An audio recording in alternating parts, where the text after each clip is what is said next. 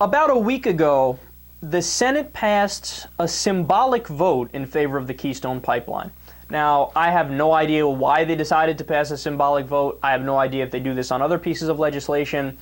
It seemed kind of new to me. I can't recall reading any other articles that talked about a symbolic vote of this nature. Now, the Keystone Pipeline is one of those issues that's quite divisive, so I don't know if this is their way of essentially lubing up our asses, for lack of a better term, before they slip it in.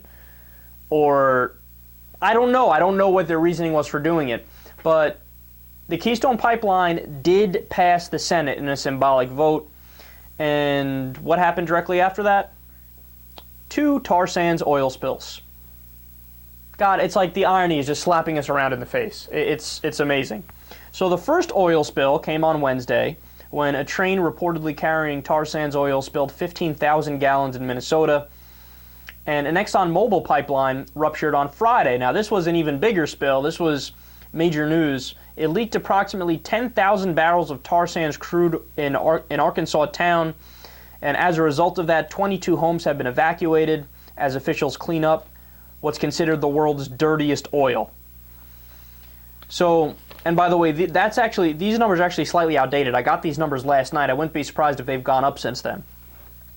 So they had to shut down the Pegasus pipeline, which carries more than 90,000 barrels per day of crude oil from Pakota, Illinois to Nederland, Texas. And that was after the leak was discovered on Friday afternoon.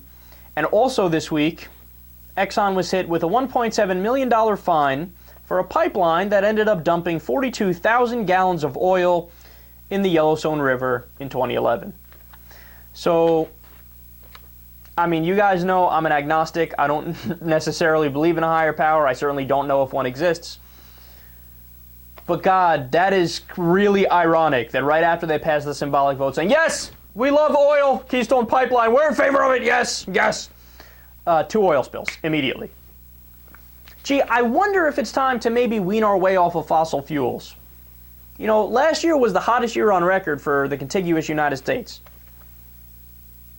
You know, I don't know the exact numbers off the top of my head, but there's some absurd majority of the past 20 years has been the hottest ever recorded.